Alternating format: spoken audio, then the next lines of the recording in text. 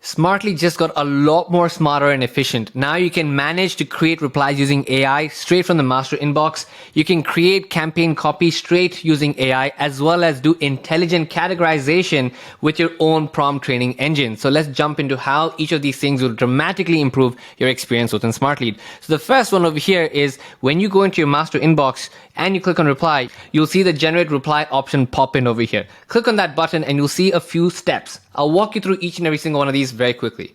The prompt over here is the prompt you want to go ahead and create to help the AI recognize what it needs to go ahead and create the message regarding to. So in this case, maybe I'm trying to respond back to the lead, asking them to maybe work with the Calendly link that I want to share. So I'm just going to pop this in over here. It actually takes in the variables, so it's dynamic, right? It's not just writing it for the sake of it. It actually takes in the variables. So you can go ahead and let's just say I remove this over here. If I type forward type, you can actually take in all the variables and even shows you what the preview text is. So you have an understanding of that particular variable or that copy that you want to work through it. So let's just say I want to work with reply one over here because I like that copy. And that's the one I'm responding back to. Sweet. And then I want to go ahead and say first name because I have all the variables of the lead injected in over here as well. So that's going to work for you systematically. Second is a system prompt. A system prompt is basically the role that you want the system to play. In this case, you want it to act as an email inbox manager that's going to go ahead and reply back to people who have responded back to us, right? You can choose the tone that you want, and you can also select the GPT model. Obviously, you want to go with GPT-4 Turbo because that's the latest one, but we give you the functionality as well. You want to always go ahead and put some sort of stop hold and maybe just say maximum 50 words, right?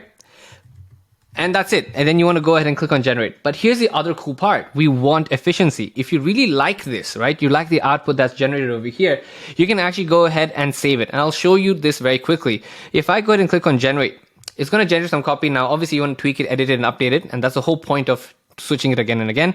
Thanks for your interest, etc., blah, blah, blah, whatever that is. Now, I actually can go ahead and regenerate this if I want. If I'm not happy with this, I can click on this and regenerate one more time, which is fabulous. Or I can just insert it, which will insert it straight into that text editor, or I can copy it to maybe make some updates and stuff I want.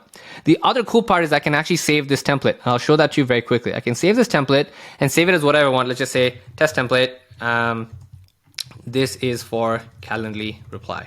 And I can actually go ahead and allocate it to a client if I want it to be just client specific. But here's the magical piece.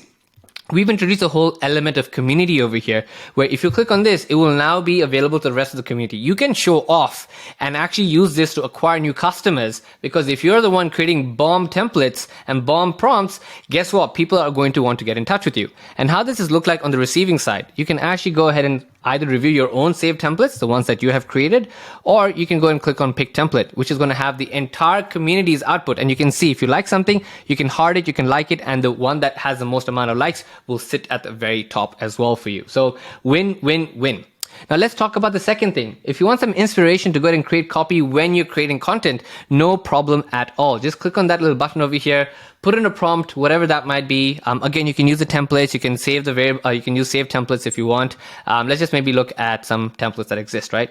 And I want to use a template to persona-based cold email creation. It's given me a bit of a description as well, explaining what it does. I'm going to click on that. I want to select the variables that I want to actually use, right? Whatever those variables are, and I want to custom inject anything. And that's it. Once I map those variables in, I'll just click on generate. The output will be done.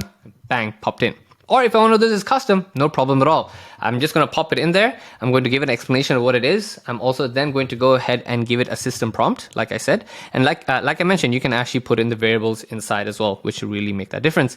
And then you want to put in some basic keywords, whatever it is. You know how ChatGPT works at this point. Select the model, select the creativity, and generate. Same thing as the last one. It will generate the output. You can pop it in there, and it's a win, win, win. Now comes the third part, which I'm super excited to share. We want 100% accuracy for categorization. You do not want to have extra people reviewing stuff. So we've actually built in the ability for you to go ahead and train your own engine.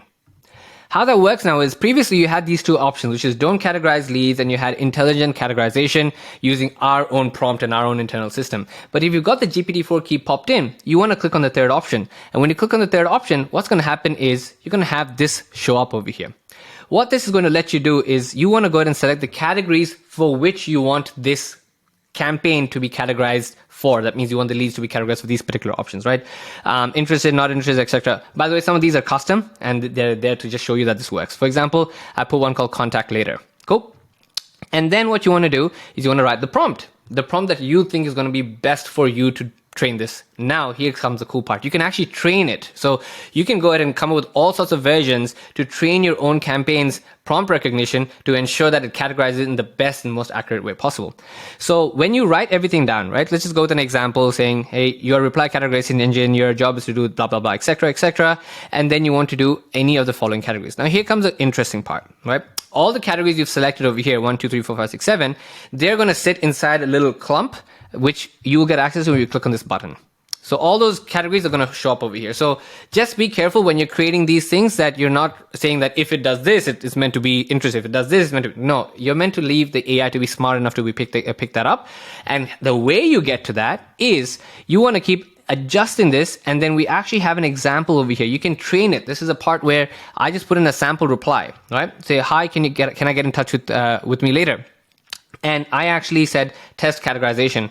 And if I tested it, we'll give it a clock and it says contact later, which is absolutely fabulous, right? And if I want to go ahead and do something else, I popped in, hi, I'm not in the office right now, and I clicked on test categorization accuracy, clicked on that, and boom, out of office has now shown up. And if we go back, just like how it was before, then we're going to end up having, hopefully, what we expected, which is get in touch with me later, click on that, contact later. Sweet. So we now know this thing over here is actually doing a pretty fabulous job, and I'm happy with the prompt. I can just click on save prompt and then click save settings, and my campaign's ready and optimized. So there you go. This is the new updated version of ChatGPT naturally blended into our entire product experience. I hope you have a fabulous time using it. And yes, do note it is meant to be available for you if you put in your GPT-4 key in your configuration settings section in your profile. So you pop in over here in your profile and you put in your key. That is where you're going to get access to this options moving on. So have a great day. Enjoy this. And obviously, we would love to get your feedback on how we can make this better for you.